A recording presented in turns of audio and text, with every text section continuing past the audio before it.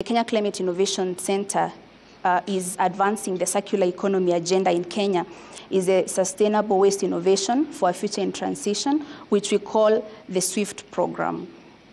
Looking at the statistics, only 7.2% of the global economy is circular, which is a staggering gap.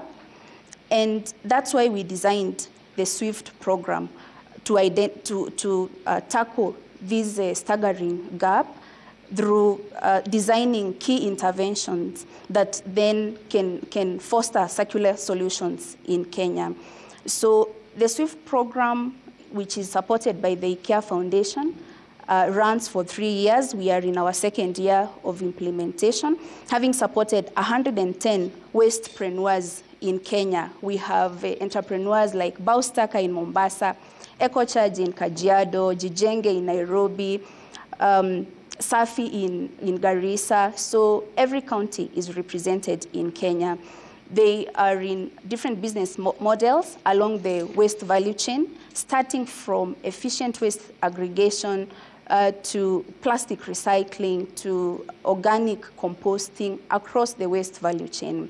So what are we trying then to achieve in the SWIFT program? 3 things.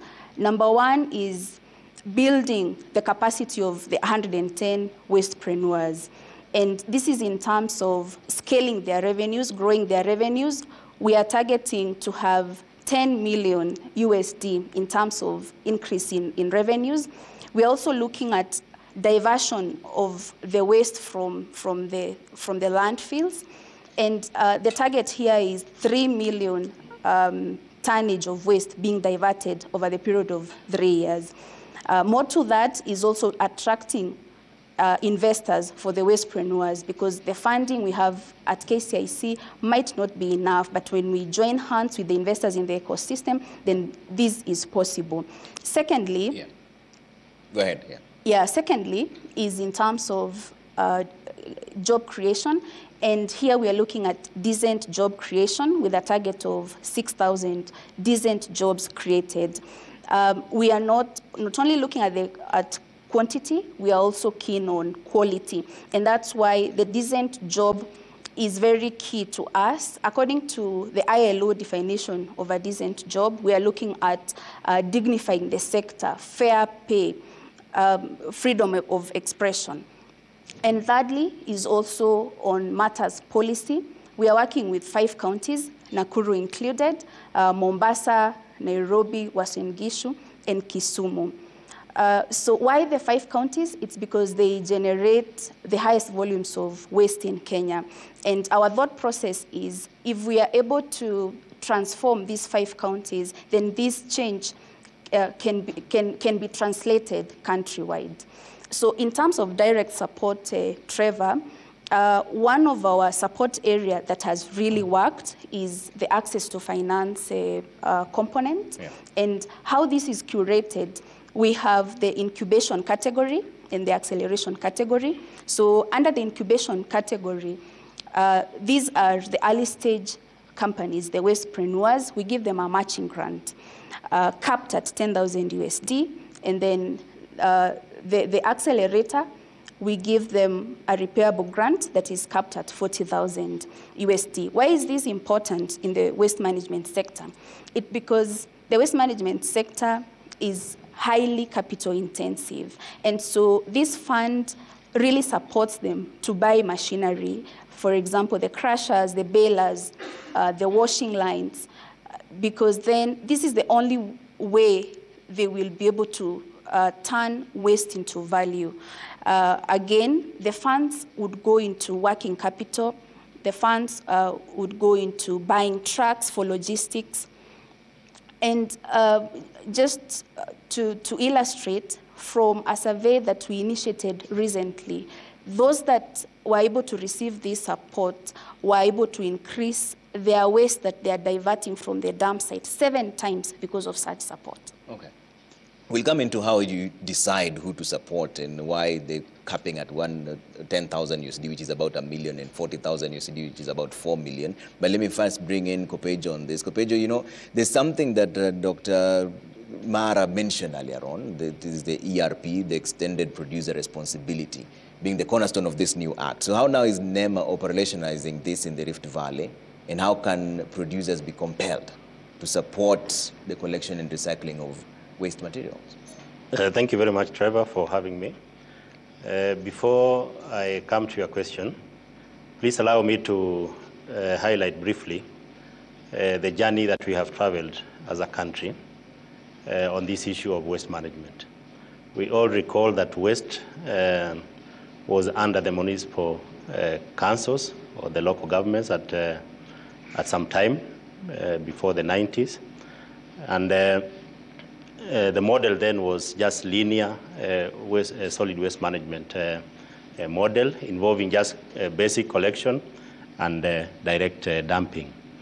But we moved again. We moved sometimes in 90 after the enactment of the Environmental Management and Coordination Act, that is EMCA, that besides creating the National Environment Management Authority, also brought over the issue of waste management to environmental as an environmental issue, and therefore it went to at a national scale, and therefore it gained more prominence, and therefore the focus now shifted from wanting to be linear to be circular.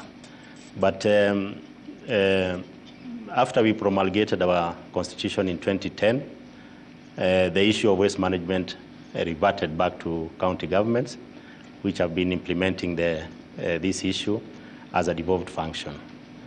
But NEMA retained the overall mandate of policy and standards, and that is what we have been guiding the county governments to do over time. We started by bringing in the National Solid Waste Management Strategy in 2015 that now guided on the issue of Sustainable Waste Management Act. But finally now we are we now have the extended producer responsibility regulations that we are now enforcing as an authority. And there are important and key highlights of this regulation. One of them is that the regulation intends to place responsibility, direct responsibility on waste generators. And therefore, anybody generating waste or importing material that will end up as waste in our environment, or has packaging materials that will end up as waste in our environment, is now required by the regulation to take direct responsibility. The second highlight of that regulation is that it is promoting private-public partnerships, whereby the private people or entrepreneurs have now an opportunity to come into the ecosystem of waste management and generate money. But more importantly, the regulation also seeks to monetize waste management so that enterprises can thrive in that ecosystem. But there are envisaged shifts that will definitely come and are required by the regulation. And the highlight of that shift will be in the form of mandatory waste segregation at source. And this is supposed to support the entrepreneurs that will now be investing in that ecosystem to be able to uptake whatever waste is available for management and to make money out of it in an easier way. And therefore, we require that from the source, the waste is segregated, it is transported as being still being segregated, so that anybody wanting to access the materials will now be access the material easily for other waste management initiatives. And this is a major shift, because now it will support the entire circular economy ecosystem of waste management. And in the process, people will find the business opportunities that they will uptake within that area. And we expect that going forward, more people or more individuals, more interested entrepreneurs will come into the business and uptake whatever waste is available now as a resource, not for dumping, but for recycling, for reuse, and other initiatives that will provide incomes for them. I was speaking earlier on to some of the people who are now in the audience, and they were telling me that NEMA stands accused of selective enforcement of waste management. If it is a big company, they're releasing effluent into the streams and the water and the lakes, you don't say anything. But if it is a mama mboga, then it's easy to pick up and enforce waste management. Why is that the case? That is not the true position. The true position is that NEMA applies the law equally to everybody and every company. The only consideration is, are you going against the required law? But of course, perhaps the more visible area is where we are dealing directly with the local people. But we also have interventions that have directly impacted on businesses. For example, now it is mandatory that all businesses must register with a non-producer responsibility organization. And this is a requirement for all businesses without any discrimination. So the law applies equally to everybody, and that will be the norm, even now and going forward. All right. Cynthia, walk us through your organization, which is Texas Waste Papers. What have you been doing? How did you get the funding? And what gaps are you seeing when it comes to waste management policy? Thank you, Trevor, for this opportunity. So like I said, I'm from Texas Waste Paper. I'm a co-founder. And we are a waste management company that collects, sort, and segregates waste for resale to recyclers for further recycling. So at the moment, we will call ourselves as reclaimers. So the main challenge that we get from the county at the moment, I would say, is the double licensing. We are licensed both by the county and the national government. Another thing would be lack of awareness from the locals. They do not take waste as a resource, so that's a challenge. I would say also lack of funding, and that's one of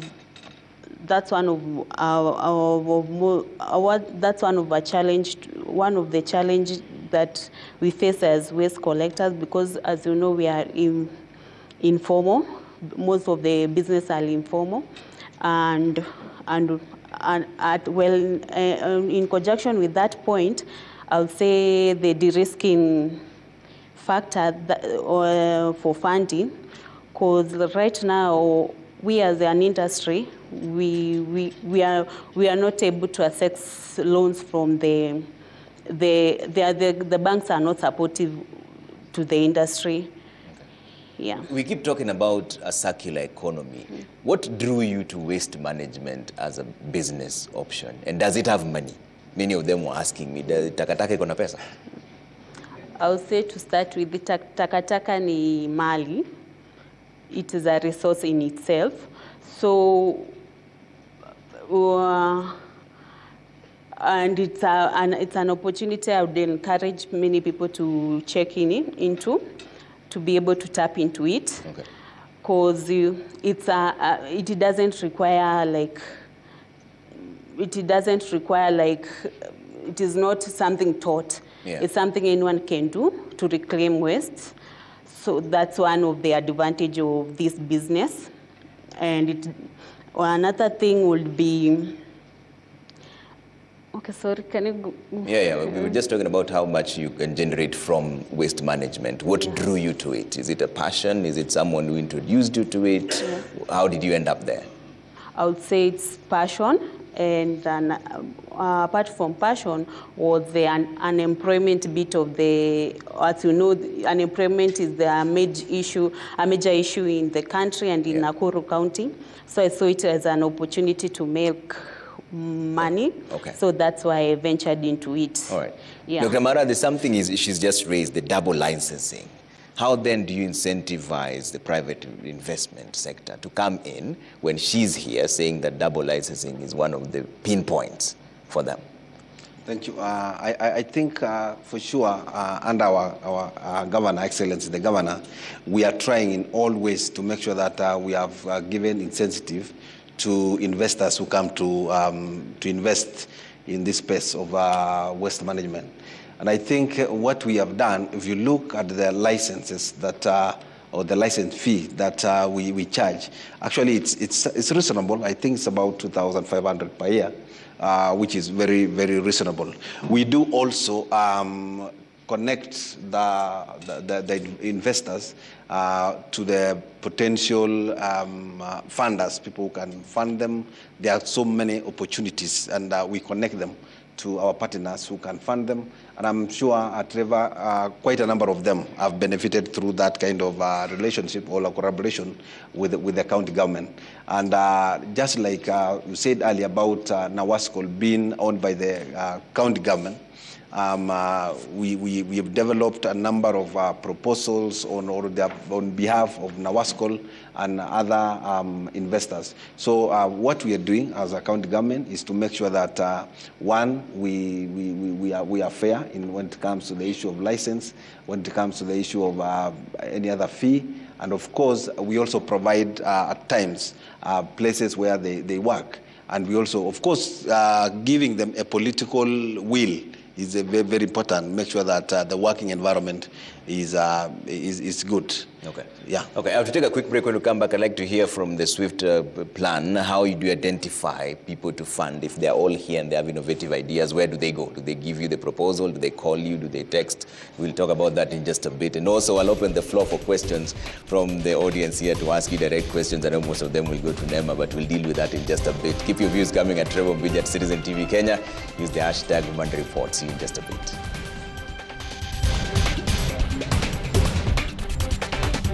A pathway to Nakuru's circular economy through waste management. Let me go straight to the audience who have a lot of questions. We'll take them in fours.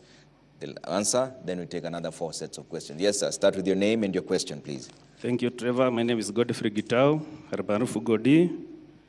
I work Chairman Climate Change, Nakuru Town East, and also service provider, and Agefaigo Youth Group under Naswama umbrella. My question goes to Madam Mbaru. How can KCIC support aggregator and waste collection to engage in waste value addition? How can KCIC support? Aggregator and waste collection to engage waste value addition in Nakuru City. Thank you. Take that question. Let me pass the microphone. Yes, sir. You already have the microphone. Yes, go ahead. Thanks, Trevor. I'm Javan Chiteri, Chairman, Kenya Land of Resident Association, that's Kara, Nakuru County. First, before I ask my question, I want to echo what Wazir said. As Kara, we partnered with the county government and with partners from DEPA. DEPA is Danish Environmental Protection Agency and the Danish Embassy.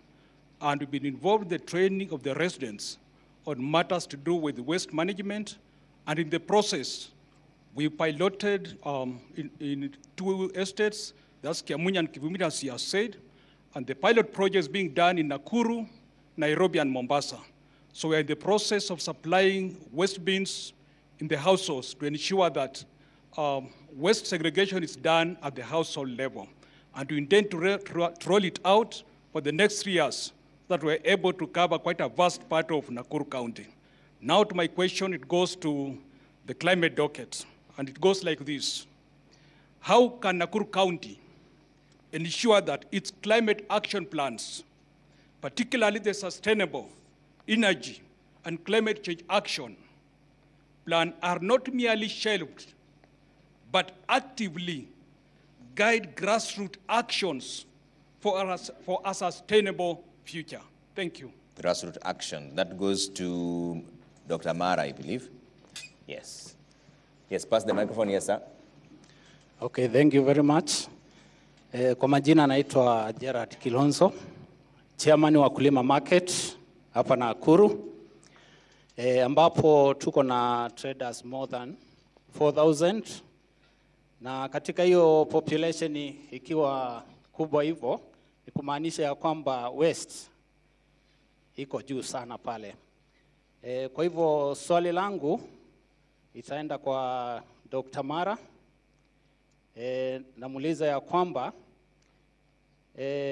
juu pale Wakulima Market kila siku kuna skip zaidi ya 4 zinatolewa pale za uchafu. Ni mbinu gani ama plan gani ako nayo ya kuhakikisha ya kwamba waste katika Wakulima Market imekuwa minimal ama imeenda to almost 0%? Thank you. Okay. Thank you very much. Just pass the microphone. Yes, madam. Thank you for this opportunity. My name is Esther from Njoro. I work with Campo Limited, a youth-led private company that manufactures organic fertilizer and animal protein from... Slightly raise your voice a bit. Yes. It's a youth-led private company that manufactures organic fertilizer and animal protein from organic waste using the black soldier fly technology. And we intend to recycle over 60 tons of, per month of organic waste from Nakuru Wakulima Market by December 2026. However, we have a challenge in transportation. So my question goes to Dr. Mara.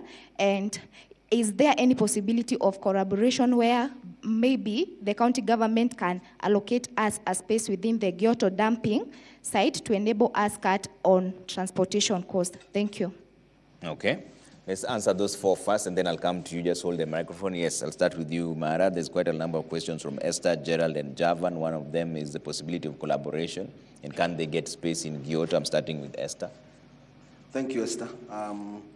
Yes, there is a possibility of us collaborating with you, and actually we do encourage, as a county government, encourage investors, as said earlier, to come in and we talk so that at least they invest in this space of waste management.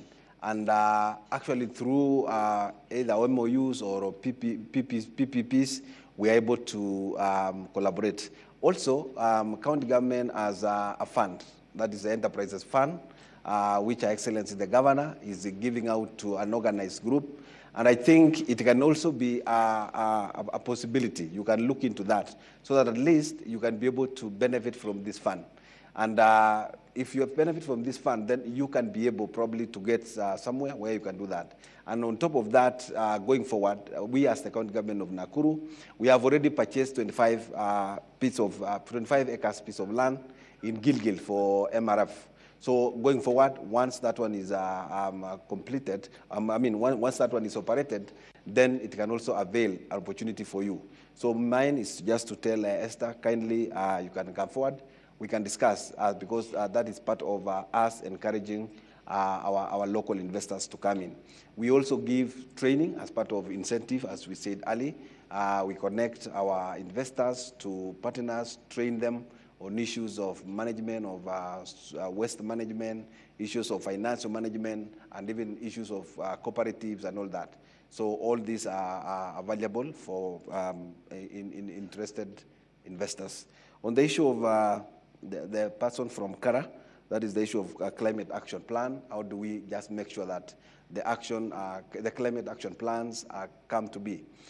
We all know, we are all aware that through the FLOCA, we have a grassroots structure, a structure that goes all the way to the grassroots, where we have a WCCP, that is Ward Climate Change Committee in each and every ward of the 55 wards in this county, and those are the people actually who initiate any project in the ward. So,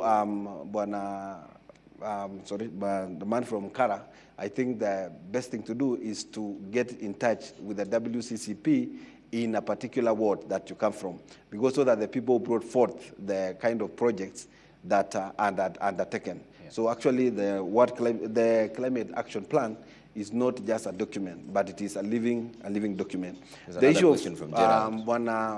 Wakulima Market. Gerald. Yes. From Wakulima Market. Ya, nakubaliana na wewe kwamba huwa tunaweka ile skipping pale na kutoa asubuhi na pengine kurudisha. Na jinsi ambazo tunaweza kuangalia mambo ambayo tunaweza kupunguza yale taka kwa soko. Ya kwanza ni kuencourage wale washikadau ambayo wanaiconvert ama wanaibandilisha into, because actually we are talking of organic waste in that particular market.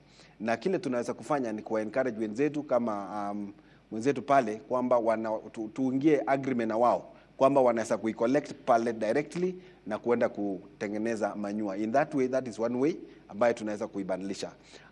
Jambo la pili, tumeongeza the number of skip bin that this year alone we have bought a number of them, so tutaweza kuongeza pale hiyo skip bin pia. So na pia ku-encourage more people, more watu wengi to encourage waweze kuingia katika ili space ya investing in waste management. Okay. And there's a question to Mbabu, and this is related to what I was about to ask you. It's a question from Gitau. How do you choose the people that you support, and is it possible to support his organization? How does the SWIFT program work? Yeah, yes, indeed. We support aggregators and the wastepreneurs who want to get into value addition. So what happens is there's a public call for application that is open to the public. It's rolled out, and then you express your interest. At the moment, the SWIFT program specifically, there is no call for application that is open, but we have other opportunities. When you check our website at kenyacic.org, you will get a clean tech competition that is targeting youths. You'll also get Youth Adapt. You can search in-country Youth Adapt, kenyacic.org. That is another opportunity for youths in the agriculture value chain. So back to your question, Trevor, on now how do we identify the wastepreneurs? We look at innovators who are solving real waste challenges.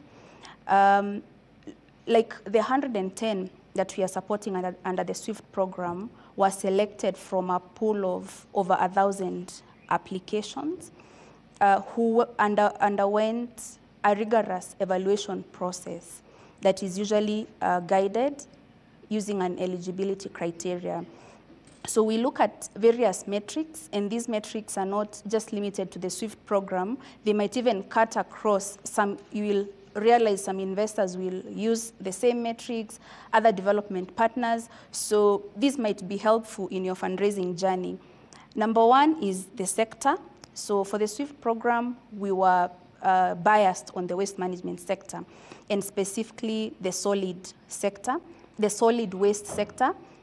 Why solid? It's because it's generating the highest volumes. Looking at Kenya, we are talking about 3,000 to 4,000 tons, and also the potential of recovery. Solid waste management, you're able to recover recyclables. It's not like liquid waste. Number two is on the climate impact. So you're looking at if your business model is able to impact the climate positively, either in terms of climate mitigation or climate adaptation. So you need to have a strong case and demonstrate how your model is impacting the climate positively. The third one is on innovation. So innovation doesn't mean you have an idea that has never been heard of. It is something simple as a new business model, a new technology. So for example, briquettes. When you hear briquettes, it is something that has been done for a long time, but we have a company like Nawasco who uses fecal matter to make briquettes. That's an innovation. And then employability, I had mentioned about decent jobs. So we are looking at a company that is creating jobs presently and even in future, they have potential to create jobs. Revenues also is another factor. You need to have a prototype in place so that then this prototype is making revenues. However small they are, this shows that your model is feasible and it's ready to be scaled. We also look at scalability. How scalable is this model? Can it be replicated in other countries, in other regions? Because then that means you have a wider customer base. Okay. Yeah. All right, let me take 4 more questions as well. There's a microphone. Yes, madam. My name is Masio Cheng, a youth representative from Kivombini Ward. Kindly, if you allow me, I only have 2 questions. Yeah, very briefly. Okay, one, I would like to congratulate our governor. She has a listening here. We were given a tender. My question goes to Dr. Mara. You have said we have a Waste Management Act of 2021. I think under cap number 35, 38, and 39, it says that the jobs should be left for the vulnerable, youth, and the PWDs.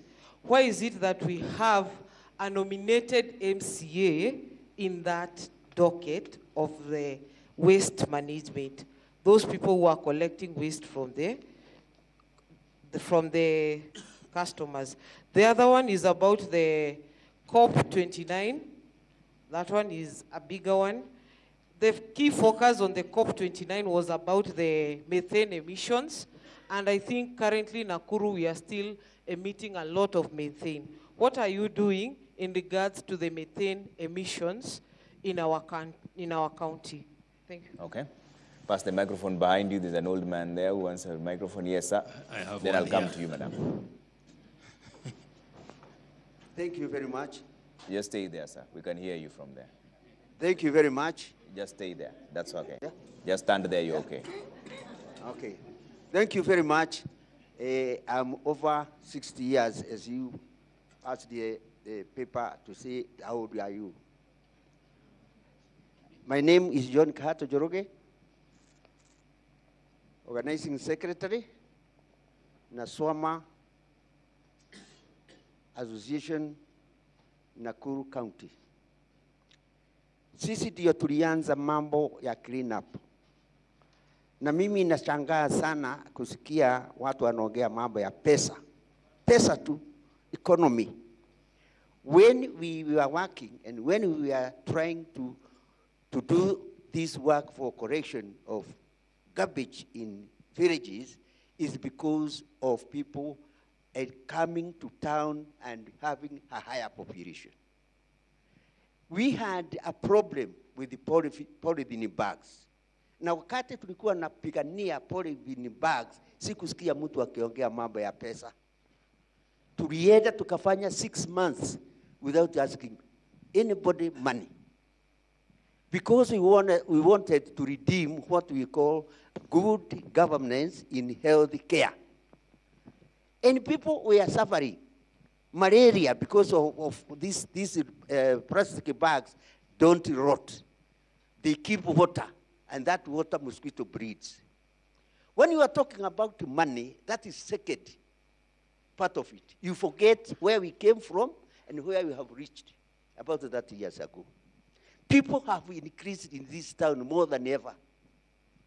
And people did not want those who were cleaning and those who were correcting garbages in their areas. We had to train them.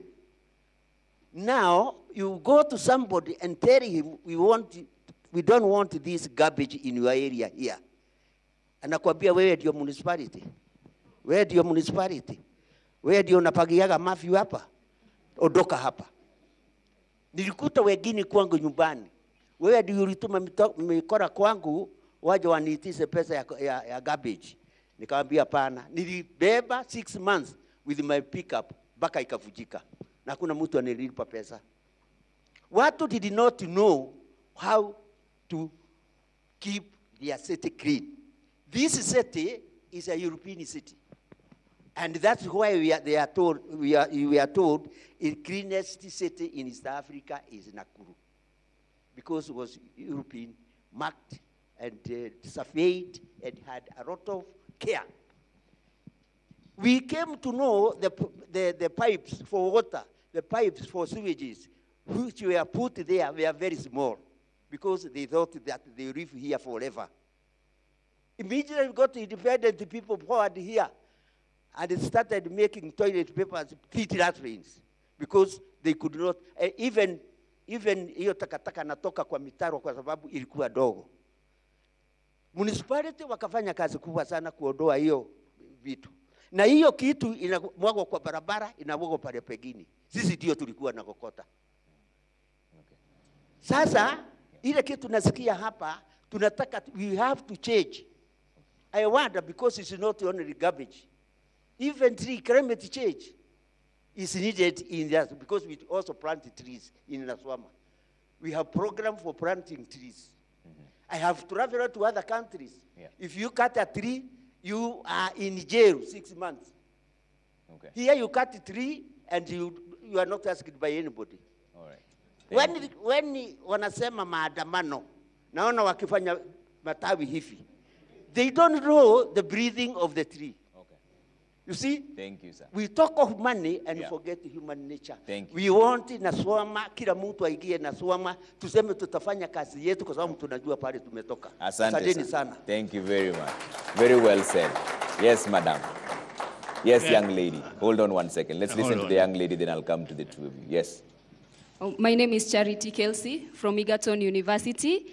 I'm a black soldier fly enthusiast. My question goes to Daktari, policy. How is Nakuru County leveraging the policy frameworks that are already existing, like the MCA 1999, the National Environmental Policy of 2013, and the Waste Management Regulation of 2006? These existing policies, how are you linking them to the international regulations? For example, when it comes to circular economy, to tap into the already existing market for these technologies, like the black soldier fly technology. The products are alternative sources of protein, but you find that there are no unclear policies in our country that govern the productions of these alternative sources of protein. So you find that they cannot meet the international markets, the European markets, who have strict regulations, like the EU 2017-893, that is very strict on the production and the type of substrate that you are using. So how far and how are you going to tap into this market by linking these existing frameworks with the national regulations? Thank you. Thank you, Charity. Yes. Yes, yeah, my name is Fred Obande. I'm an academician, and my question goes to all of you. And I just wanted to remind NEMA that the laws are uniform by selection, but the application is selective, for your information. I want to refer to the waste management policy of Nakuru County, which I will have to congratulate you for having come up with such a document, especially part 7 of the policy. Just to say that waste management collection is a wicked problem, and it has complex interdependencies and unpredictable outcomes. Those 3 factors: wicked problem, complex interdependencies, and unpredictable problem. Then, in that part 7 of waste management policy, there is something that I would wish to recommend that you also include, so that waste management can actually be managed holistically. The question is, as you were coming up with this policy, did you take notice of the informal waste collectors? Do they have ideas? Can they play a very big role in waste management collection? And the fact is that in Kenya, the informal waste collectors play a very big role in waste management, especially in urban areas. But the only problem they're having is that they suffer from stigmatization, and also they lack formal support. We can talk over the Ukulima market that he was talking about, and when you go to this market at 5 p.m., to buy tomatoes or oranges, the first thing that you'll have to do is to sneeze first and cough next. Okay. All right. And the consequences are very clear. Yeah. The garbage. And then the question now for all of you, is there any contribution that can be made so that we can integrate these informal waste collectors in the waste management system? And if so, is there a possibility of improving their working conditions and also ensure their safety and also bring about an increase in the economic opportunities? That's why I'm directing it to all of you. Thank you. Thank you, thank you. Let's answer those questions first, and I'll start with Nema. And Nema, there's an interesting conversation that has been brought in by Njoroge, the case for personal responsibility, in saying that the population is increasing and the utilities are not expanding. What is your role when it comes to enforcing personal responsibility, which also Fred has mentioned again, that it is selective, enforcement is selective? Okay. Thank you very much, Trevor. First of all, I want to discount that notion that we apply the law selectively, because that is not the case. But to come to your question, as a regulator, we are involved in this waste management space in terms of setting policy, setting standards, setting guidelines, and more importantly, monitoring and enforcing them. So, so far we have seen a lot of interest in terms of uptake of opportunities in the waste management value chain. And only this last financial year, we have licensed up to 20 individuals and groups that are interested in waste picking, sorting, and segregation and so on for various waste streams. And therefore, we support by availing to them the relevant standards available, and also licensing, monitoring, and also sharing information in terms of awareness and education creation. And therefore, I want to differ slightly with Mr. Njoroge in that we are looking at the money component more than the environment. Yeah. But the fact is that where we are at the moment, we are, because of the increase of our population, the amounts of waste are huge. And each and every person has to take responsibility for that, the waste they generate, and eventually how it ends up. And secondly, we must also realize that we are working in an environment where we have to create wealth, to create jobs, and every opportunity available for creating wealth and jobs is welcome. And I can tell you, even looking at other jurisdictions, there are a lot of opportunities in creating wealth and opportunities, jobs in waste management. We are also talking about issues of waste to energy. It's also another area where we can make energy, we can augment our power supply. It's also a business model that people can uptake. And therefore, we, at our present situation, we cannot rule out business enterprises coming into the waste management space to make money, but also at the end of the day, be beneficial to the environment. And therefore, as a regulator, we set the pace, we set the standards, and we monitor and enforce. Okay. Yes. Is there a deliberate plan to integrate informal waste collectors like what Fred has raised? Yes. And what does it take for them to be licensed? Yes. We encourage them to also come into groups. And so far, we have seen quite a number of groups that have formed themselves.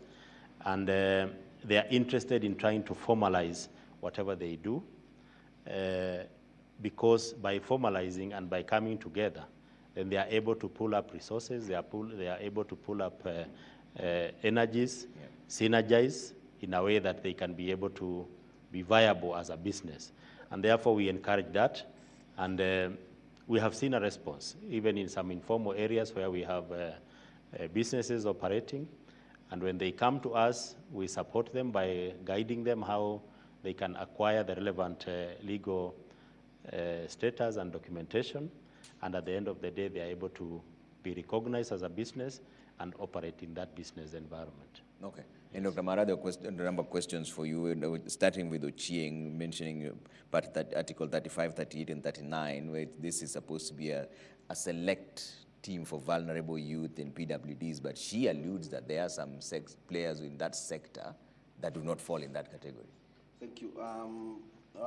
Just to give a scenario of the 93 service providers, out of 93, 11 groups are women groups. And then 23 groups belongs to the youth.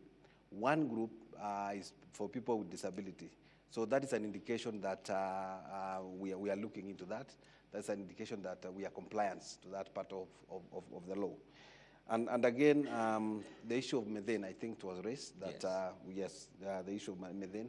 What I say is, going forward, we have already acquired a land, 25-acre land for MRF. But for now, we are doing quite a lot of maintenance in our dam site to ensure that at least we give some kind of air circulation just to discourage some bit of methane that could be coming up due to that level of accumulation. So we are doing at least something about it. But at the end of the day, what we are looking at is to have the MRF facility functioning. This material recovery facility you keep referring to as the MRF, when will it be functional? Mainly, actually, we are looking for partners, people who can go there and start operationalizing the MRF. But even so let's start with the basics. Yes. Have you already bought the land, or yes, when you're looking for it? We have already bought the land. Okay. Yes. So you have the land. Yes. You don't have anyone to build the MRF, the material recovery facility. We have, but at a smaller scale. But now we are looking at probably empowering a number of groups here, but through maybe partnering, giving them and connecting them with the partners, so that at least they can go there and start working. Do you have a cut-off point when this needs to be done?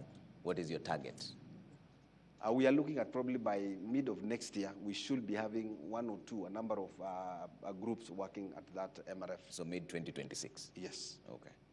All right. There's another question here from how are you leveraging on existing policies? That was from Charity. How is Nakuru leveraging on existing policies and linking them to the international regulations?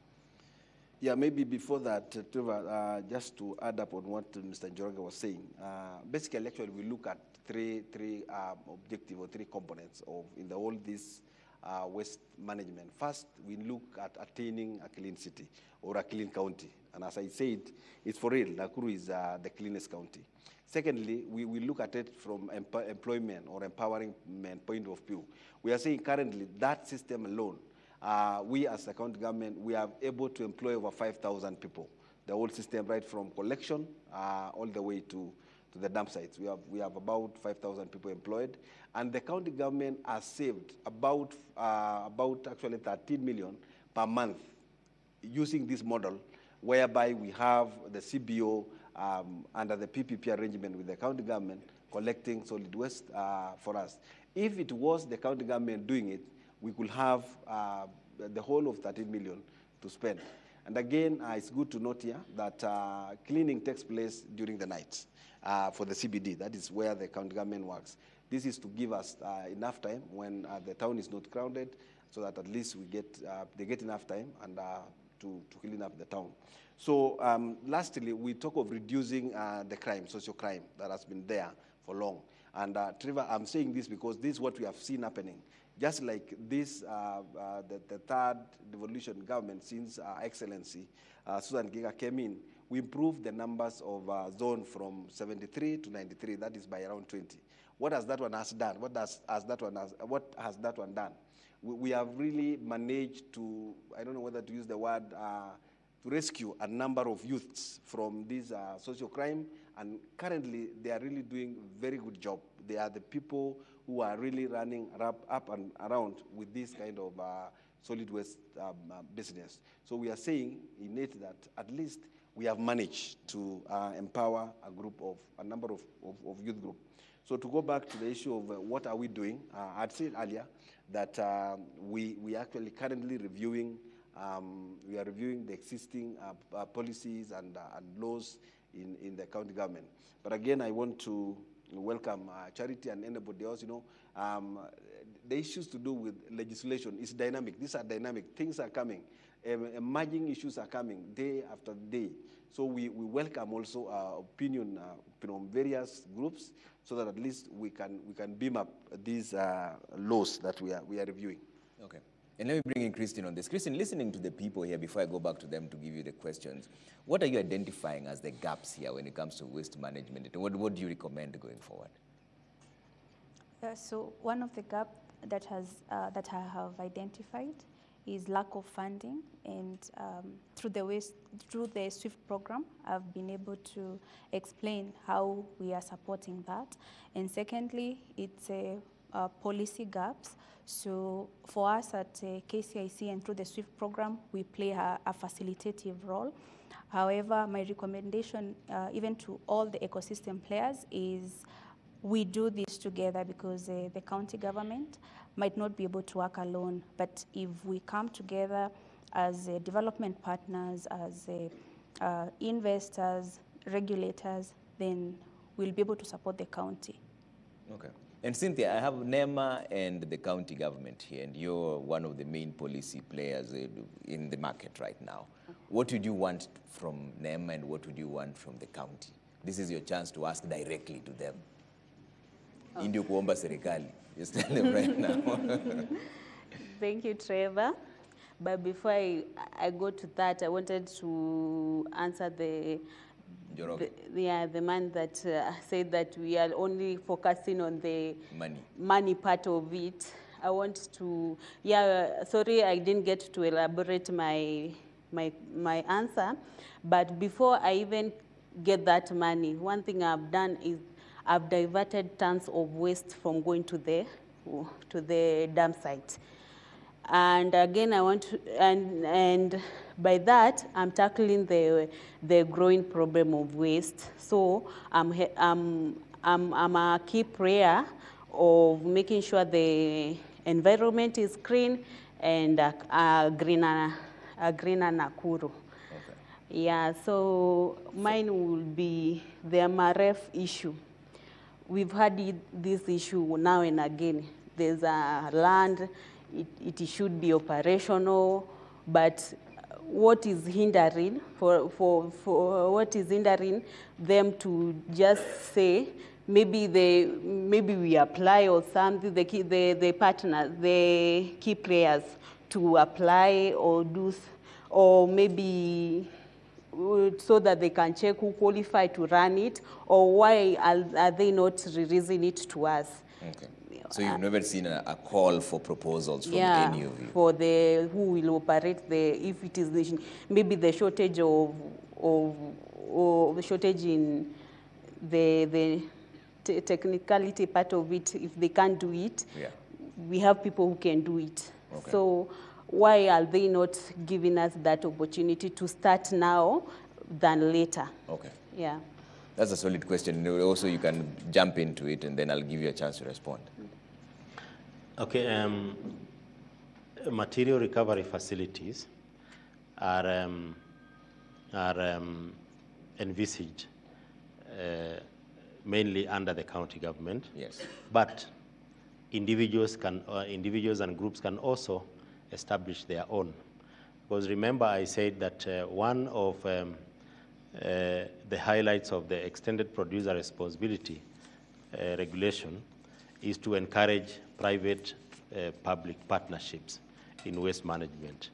And therefore, it is not only the county government that can establish material recovery facilities.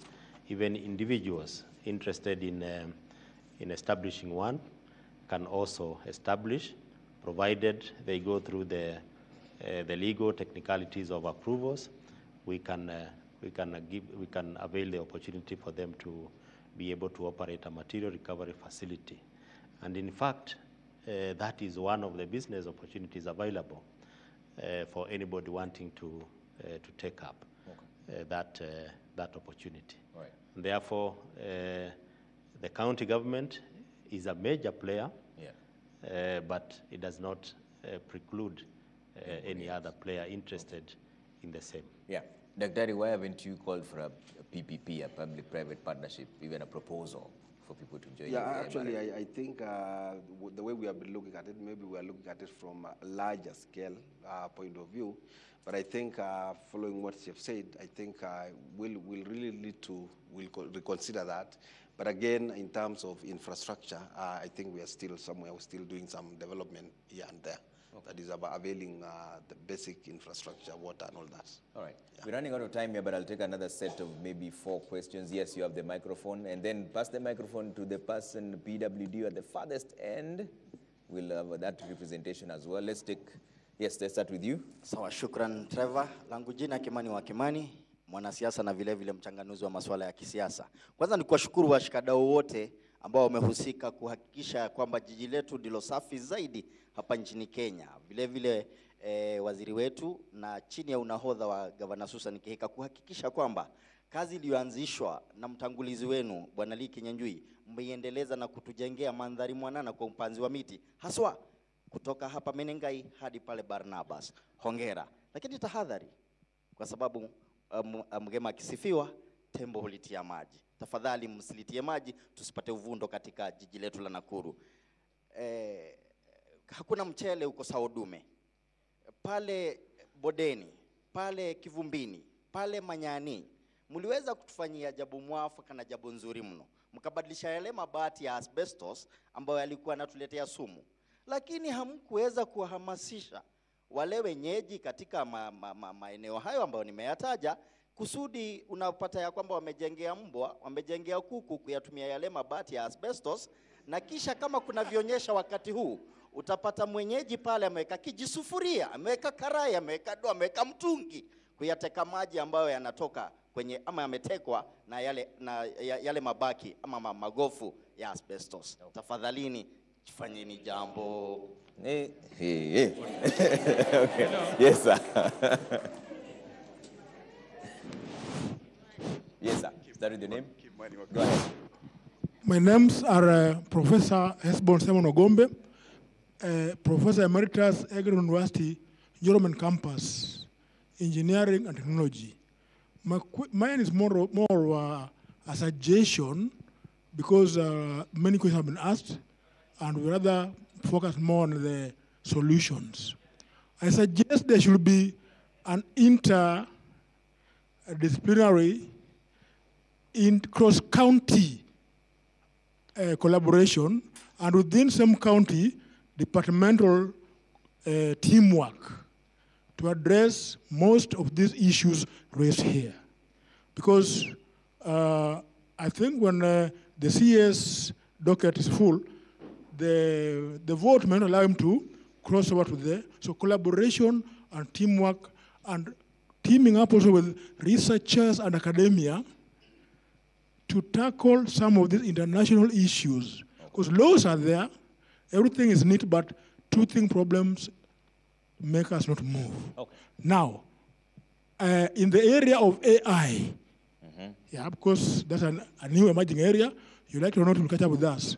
Is there any possibility of training some of these Gen Zs in the areas of AI, robotics, and sustainable science solutions to enable you handle waste-related issues, be it solid waste management, be it wastewater engineering, be it air pollution, be it ozone layer, be it climate change, all these together, you need new brains. The curriculum we have in Kenya currently can't handle this. Okay. Thank you, sir. Thank you very much. Oduor Andonga, Mr. Trevor. Sorry, say your name again. I work with the... What's your name, sir? Oduor Andonga. I work with the Nairobi Women's Hospitals, Nakuru branches. My question directly goes to Dr. Mara and the NEMA person.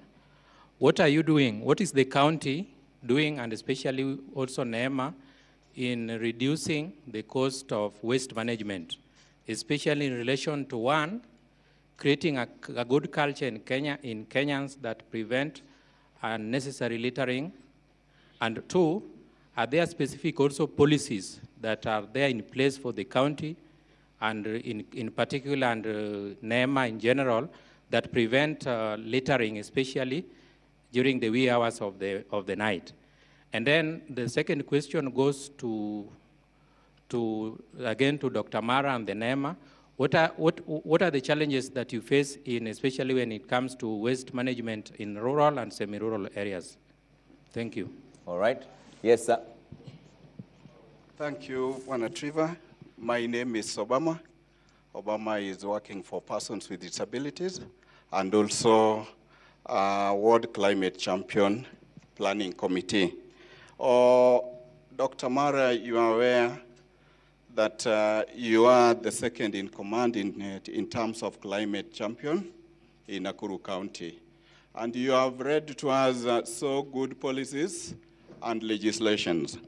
And I want to refer you to Article 42 of the Constitution, which talks about clean and healthy environment. Or you have talked about segregation of waste, and especially you mentioned Kyoto and Kivumbini.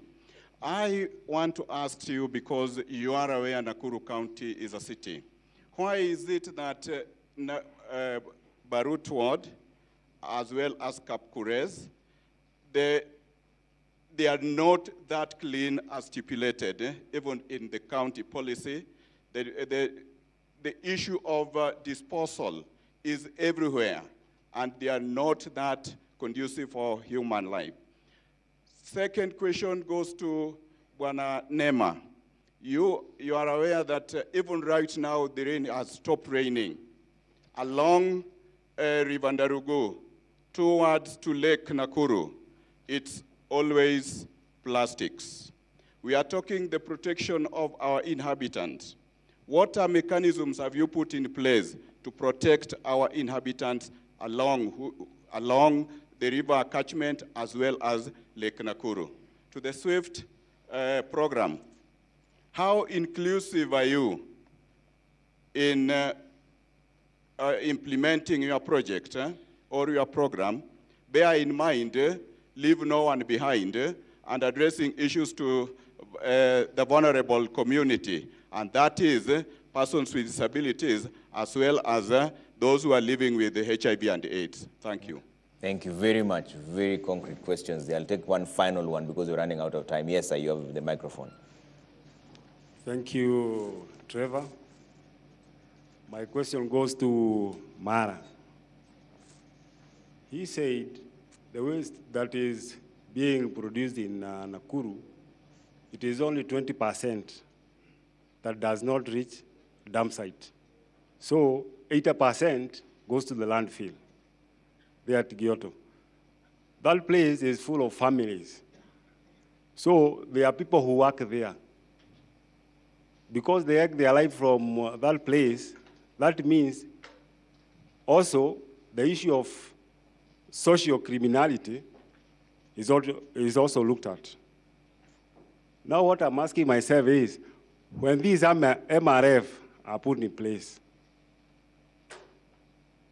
who will be the first beneficiaries of them? And also, many people, we are talking of reclaimers and collectors. But at the bottom, we have others, people around the, usually call them chokoras. But for me, I like calling them waste pickers. Those waste pickers, to tell you the truth, if we have no waste pickers, then there are no reclaimers, there are no recyclers, because, for instance, 80% goes to the dump site. So that is to say, that dump site is a big area of raw material, of sourcing raw material. So my question is to Mr. Mara, how is county government, or how can we work with you to integrate the waste pickers? Because we are talking of this circular economy. How can we be integrated and be officially, legally known by everyone? Thank you. Thank you very much. You didn't say your name. What's your name? Kanja. Kanja. Yeah. Thank you, sir. All right. I think we'll answer these questions and then we'll start with closing remarks as well. Yes. Okay. Starting from Kimani. He says you did not sensitize people well enough when you removed the asbestos in Manyani. Now they've used them to build other structures. Thank you. And they're now fetching water from for Kimani, yes, we have taken note of that so that we'll get back and do some more sensitization on the same. On the professor, I think the issue of collaboration, I agree. But now I think the issue of AI, I think this is an emerging issue, and this is advancement in technology, and it will call for all of us to try to fit in that space. So I think basically we will still be looking for collaboration from academic institution and the other technology institutions, so that at least we look into how it could fit. I think it will be something good if we bring in this advancement in technology into integrated into waste management. The issue of Oduor, you talked about what is the difference between rural and semi-rural in terms of waste. Yeah, I think there is different because if you look at waste characterization, the type of waste found in the rural is not exactly what is found in the urban or in the city. So at times when we say what percentage gets into the dump site, in fact, when you talk of the rural, it is even lower because in most cases people just get their waste and probably direct to the chambers and all that. So you realize there is that difference. And then the Obama, we have a number of service providers in Barut, and we will just follow up to ensure that we do enforcement where need be, so that at least they can do their work. But you are aware we have a number of them in the world, so I think it's something that we really need to follow up.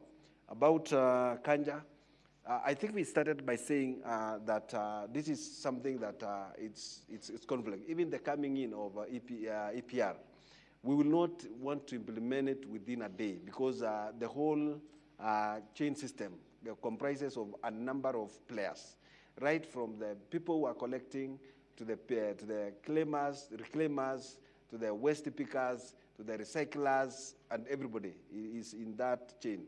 And as you put it correctly, Kanja, we know we have a number of families that depend entirely on that dump site. So it's actually a lifeline system for some people. And we will not just, as a government, we will not just wake up one day and say, let's go. I think this is something that we will have to really sit together, talk, agree, create awareness, until a point when we will be certain that each and every of us is taken care of. Taken care of how? We want to make sure that the people who are there are probably integrated into this system of MRF. If, for example, our partner Esther decides we agree with Esther to go and start a work in MRF, then we'll be agreeing who else can she goes together with, so that at least at the end of the day, everybody is taken care of. So Kanja, it is something that we will have to look at it critically, ensure that everybody is taken care of. Okay. Thank you. Closing remarks?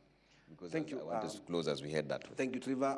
My closing remarks will be, I wish that we all look at the opportunity that is in waste management in Nakuru. And more so, I also want to encourage people to come and, one, invest in this space, and secondly, for issue like Nawascol, the products that are in Nawascol, that we have mainly 3 products. We have the briquettes, we have the biochar, and then we have seed balls. So for the briquettes, for example, people sometimes ask whether if they can use it to roast their meat. Yes, there is no smell. Just come and roast your meat using this kind of a product, and you will enjoy it. And then again, for the most of us who are doing, we are talking of we want to rehabilitate, we want to do conservation and all that, we want to do reforestation, the best way is to use our seed ball. Seed balls are good because we'll be able to broadcast naturally and we'll be able to see the products. Okay. So lastly, kindly, for those of us, just in connection with what Kanja said, for those of us who are transiting through Nakuru County, we want to warn them that as they get into Nakuru from up there, they should know that it is illegal to throw litter at any one time, whether you are in a private vehicle or in a public vehicle. Okay. Kindly, we are watching on that. All right. Thank Babu, you. There's a question from Obama on how inclusive are you at SWIFT? Yeah, thank you, Obama, for that question. The SWIFT program is very inclusive. We are at 65%. That is youth, women, and people living with disability. And even as an organization, KCIC, one of our pillars is community inclusion. And so as we design every program, that is usually at the forefront. Okay. In closing, from the conversations today, so to the Westpreneurs and to the aspiring entrepreneurs, our work is being affirmed in the circular economy. So keep innovating, keep adding value to the waste and creating wealth. And to the rest of the players in the waste value chain, there's a lot of work that still needs to be done in matters compliance, policy support, initiating the private-public partnerships.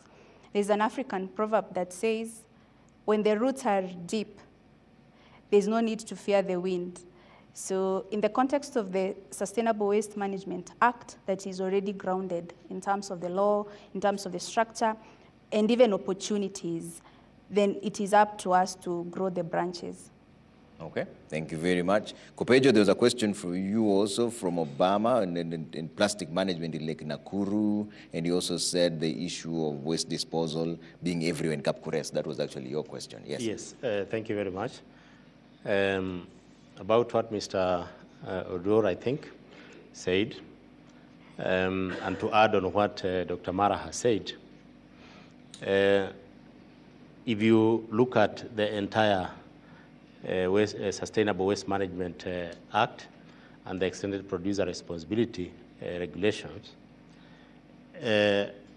you realize immediately that this will require a complete shift of how we treat waste, how we think about waste, and how we handle waste.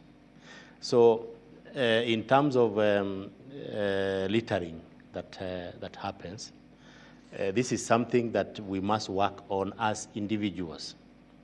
As individuals, we have to rethink completely how we treat every waste that we generate. And therefore, the authority has been on this issue of creating awareness, environmental education and awareness, particularly on the issue of, particularly through education for sustainable development, where we are training all people, children, adults, and everybody to be responsible in the environment. In terms of plastics, you all remember that in 2017 we had a ban of the flimsy plastic bags that were a big menace in our environment. And I'm happy to say that even though we still have a few that are still available in the market, a large percentage of them has been cleared out of the market. We no longer have free, flimsy, single-use plastics being handed out at supermarkets and markets and so on. And therefore, this is something we need to keep working on to make sure that we eliminate this issue of single-use plastics in our environment, because they were causing a major hazard in the environment. In closing remarks, yeah, I want to encourage all of us as individuals, as groups, that waste is not waste until you waste it. It is you who will make that waste, but you can also make it a resource. So it is, the choice is yours. The law is there guiding you on how to do it. The infrastructure is slowly being set up. So As individuals, we should take up these opportunities. Let us not fear to make money out of waste. Waste is not waste until you waste it. All right. Thank you. Cynthia, closing remarks going forward. Going forward, Yeah. but before I state my closing remarks, there's someone who has asked about compost manure. My take will be the change of attitude. Trevor, right now as we stand here, we started such an initiative with, I lead women, and we have a self-help group called Eco Warrior, and we had such an initiative because after sorting and segregated, we used to get the organic waste, and then we wondered, where do we take them? We used to take it at Gyoto, but we decided to start making compost manure, and with the one major challenge was the attitude toward organic fertilizer. As you know, it looks like soil. So, and previously we had very controversial issues around fertilizer and soil, the relationship between fertilizer and soil. So mine would be to encourage people. There are people making organic fertilizer, genuine one, and compost manure. There are people making it, so they should embrace it. They should start embracing it. And to answer to Obama, being a beneficiary of SWIFT program under KCIC, I can attest to that they are very inclusive. First, my business is one of those businesses that are women-led. So that was one of the major factors maybe they considered. And I would add on to that and to say they are very friendly, and they look at your business, they don't generalize your issues. They will look at your business specifically. You need this and this and this. They have given us training, mentorship, and exposure, and even now access to finance. They are able to fund you to get whatever you want, maybe equipment or machineries. Right. So my closing remarks will be, Trevor, I would urge both the county government and the national government to embrace recyclers. Before they import things from other countries, why not consider the things of the same type that are being manufactured here in Kenya using the waste. So to give, mine would be to give recyclers a chance. Okay. Give local entrepreneurs a chance. Thank you so much for making time this evening. And thank you all for speaking to us. Dr. Nelson Mara, CCM, Water, Environment, Energy, Climate Change and Natural Resources, Nakuru County. Joseph Kopejo, NEMA, County Director of Environment at Nakuru County. Christine Babu, Program Manager, KCIC. Cynthia Wairimu, Co-Founder, Texas Waste Papers. And all of you for the conversations and for welcoming us here in Nakuru. We've had an absolutely amazing time, and thank you all for sparing time and speaking to us here. By the way, log into the KCIC website, check out the SWIFT program, see if you're eligible. When the calls are out there, give your ideas there. You might get funding, and so that we all together rise and create waste management and make money out of it. Waste to wealth. All right, that's where we leave it for now. My name is Trevor Mbija. It's always a pleasure having you, all of you here with us, and for all of you to speaking to us right on the Monday Report Live from Nakuru County. We say good night and God bless.